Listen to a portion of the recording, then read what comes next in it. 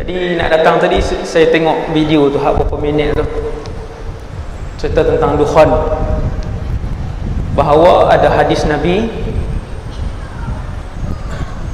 yang menyebutkan dukhan ini akan berlaku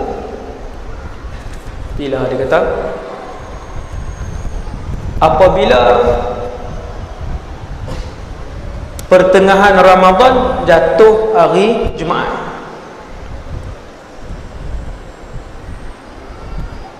Ustaz ni sebut dukhan akan berlaku apabila pertengahan Ramadan, 15 Ramadan jatuh pada hari Jumaat. Maka kata beliau 10 tahun yang lalu dan 10 tahun akan datang tak ada 15 Ramadan yang jatuh pada hari Jumaat, tidak ada, kecuali pada Ramadan yang akan nak datang ni, iaitu Ramadan 1441. Dan kemudian beliau sebut wallahu alam, itu andaian, analisa sahaja. Orang viral video tu sebanyak-banyaknya. Tuan-tuan yang dirahmati Allah sekalian, satu, dukhan ialah salah satu daripada tanda kecil ke tanda besar kiamat? Tanda besar kiamat.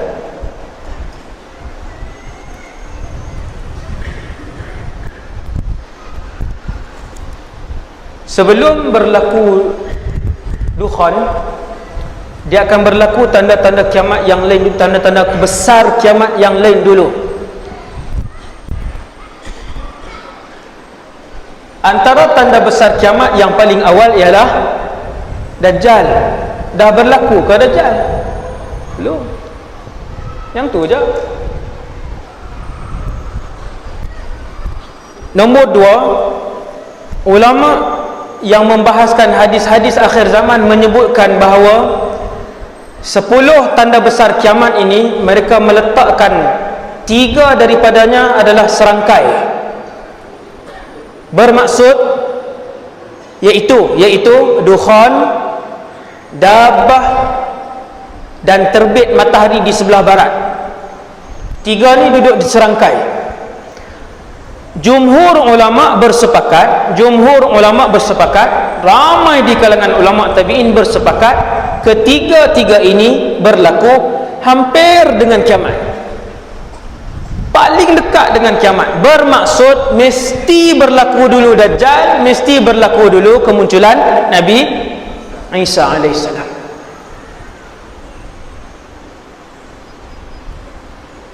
Tuan-tuan nampak tak? Dua tu cukup dah. Dua dalil itu sudah cukup kan? Dia sebenarnya yang berita dukhan tu dulu pun pernah disebut dah. Dulu ni pernah viral dah, berapa belas tahun yang lalu. Viral dah, tajuk yang sama juga kan? Tajuk yang sama juga. Sebab tu kena tengok berdasarkan hadis sahih dukhan itu apa. Jadi ulama bersepakat 3 serangkai ini akan berlaku dekat-dekat dengan kiamat. Seandainya pada waktu pagi itu matahari terbit di sebelah barat, petang itu keluar dukhan. Ataupun kata para ulama, kalaulah pagi itu keluar dabah, dia 3 serangkai, petang itu berlaku dukhan, esok itu berlaku yang satu lagi. Dia pun 3 serangkai, 3 beradik. Yang ketiga-tiga ini akan berlaku dekat dengan kiamat dan berdekatan di antara satu sama lain. Dan dukhan ini disebutkan oleh Allah Subhanahu Wa Taala di dalam Al-Quran. Tuan-tuan, tanda kiamat yang dukhan ni disebutkan oleh Allah dalam Quran. Di dalam surah Ad-Dukhan, balik buka. A'udzubillahi minasyaitonirrajim. Fartaqib yawma ta'tis samaa'u bidukhanin mubin. Dukhan ialah kepulan asap yang tebal. Allah sebut dalam Quran, tunggulah wahai Muhammad, fartaqib. Fartaqib ni tunggulah, fi'il amar, arahan. fa'iluhu dhamirun mustatirun wujuban taqdiru anta. I'rab dia anta tu Nabi Muhammad. Akan sampai satu hari nanti wahai Muhammad, turun kepulan dukhan, asap tebal. Asap itu bila turun, yamla'u ma bainas samai wal ard, tutup seluruh muka bumi dan langit.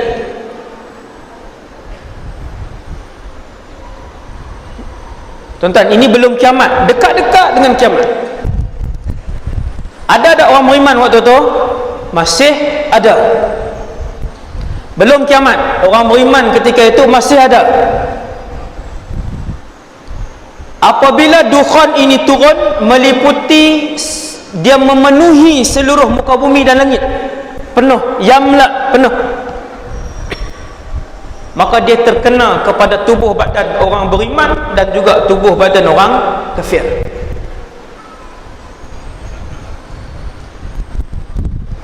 Apabila dukhan ini turun, setiap manusia akan melihat dukhan itu. Itu maksud dukhan ni mubin. Mubin itu jelas, bermaksud jelas. Apa maksud jelas? Kata ulama tafsir, jelas itu bermaksud semua orang akan tengok. Islam dan tidak Islam akan tengok, Islam dan bukan Islam akan terkena dengan dukhan itu. Inilah dukhan. Apabila terkena dukhan itu kepada orang yang bukan Islam, sehingga boleh memekakkan telinga mereka, bergegar otak mereka. Seksa, tuan-tuan.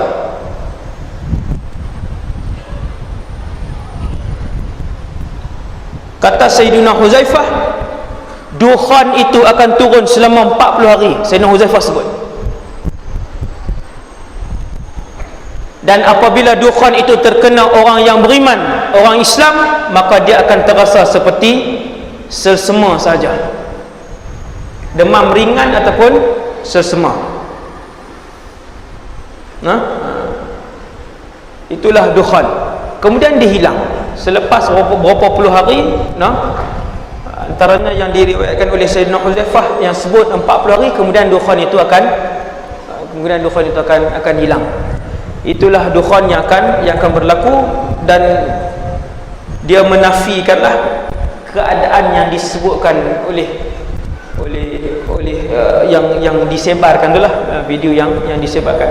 Jadi bila kita dapat hadis yang sahih, ayat Quran yang menceritakan dukhan ni berlaku bila, apa semua yang saya sebutkan tadi, membuatkan kita tahulah yang mana yang benar, yang mana yang tidak benar ataupun yang kurang tepat. Dan yang terakhir sekali, tuan-tuan, untuk malam ni,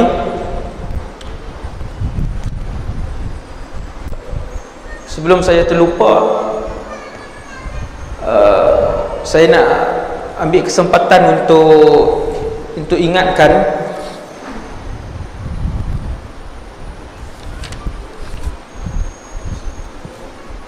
satu perkara, iaitu ada beberapa page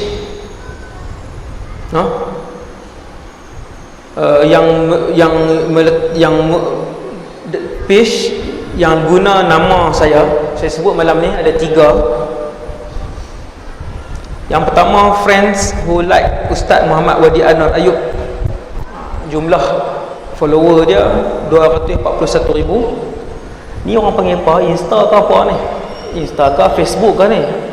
FB. Ni FB, bukan SB no? FB.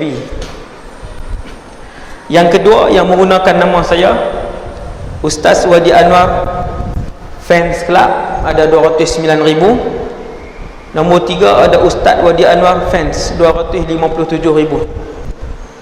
Semua sekali lebih kurang 700,000 lah. Ketiga-tiga ini tidak mendapat izin saya. Saya tak pernah sebut ni, banyak tahun dah. Malam ni baru saya nak sebut, sebab selepas saya melihat video-video yang diupload itu, saya tak setuju lah. Ada yang tak sahih. Jadi orang kan kata kat saya, prinsip saya, kami diajar oleh para ulama kami di Syria, saya mengutarakan yang sahih. Manhaj kami mengajak, mendidik, mentarbiah ummah takat yang mampu ni kan. saya akan berpandukan kepada huraian. Kalau Quran berdasarkan tafsiran para ulama At-Tabari, Al-Qurtubi, Imam Ibn Kathir, saya mesti rujuk dulu untuk bercakap. Kalau hadis Imam Nawawi, Sahih Muslim, Syarah Sahih Muslim, ataupun Imam Ibn Hajar, dan hadis-hadis lain yang mesti dihurai dahulu. Saya takkan cakap daripada otak saya, tak ada.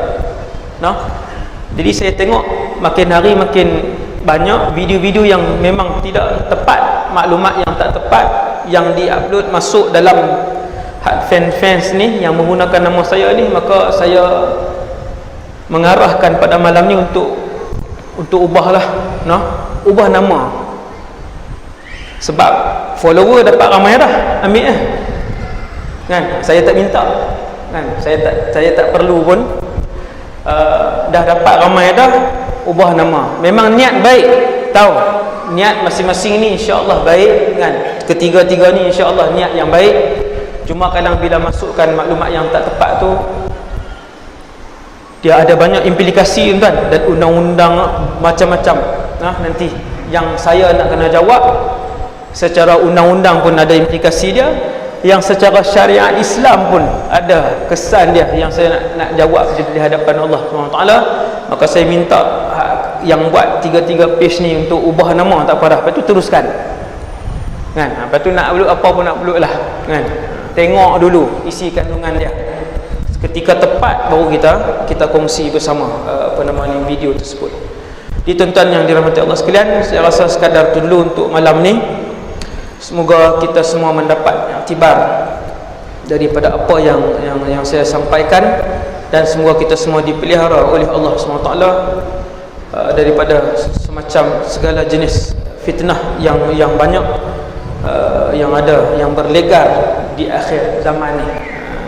Dan terakhir sekali tuan-tuan, saya nak sebut kat tuan-tuan ni, ada satu orang ni, dia tengok ceramah saya tentang Nabi Isa akhir zaman ni kan. Maka dia pun tulis satu mesej yang panjang, penuh satu muka penuh satu muka. Ni salah satu daripada ribuan mesej tuan, macam-macam perangai, bermacam-macam perangai, macam-macam jenis. Wahabi, cara Wahabi, Wahabi kalau ni dia akan ulas di bawah, dia kata tengok tiru perangai Habib ni, dia kata Habib Syiah. Wahabi dia suka panggil Habib sebagai Syiah. Dia suka kaitkan saya dengan Syiah. Itu perangai pengulas Wahabi di bawah tu lah. Kalau hak ni anti hadis pula. Dia kata dia sebut nama yang upload video tu. Dia kata Ustaz Wadi ni lah manusia Dajjal yang merosakkan akidah orang ramai dengan membawakan hadis dusta dan penipu. Dia kata cerita Nabi Isa yang turun ke dunia bunuh Dajjal itu dusta dan fitnah. Dia nafi tu. Sebab yang tu dia kata semua tu cerita hadis. Dia nak suruh kita tengok Quran saja.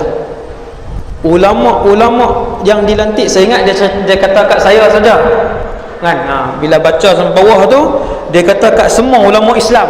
Saya lega terus kan. Bukan lega sebab dia tak kata kat saya seorang kan. Saya lega